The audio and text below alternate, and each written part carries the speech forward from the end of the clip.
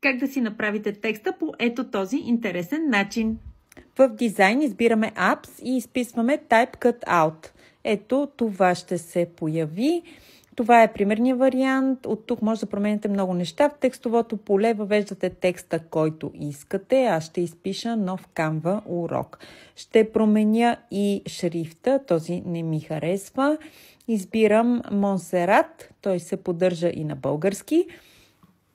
Ето това се получи. От този бутон сменям снимката отзад. Може да бъде всякаква. Аз за случая ще кача един мой дизайн.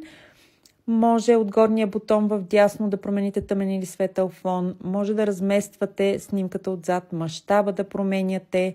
Също така разстоянието между редовете, докато го направите, така че да ви харесва как изглежда и да се получи в моя случай ето това. Последвайте ме за още идеи!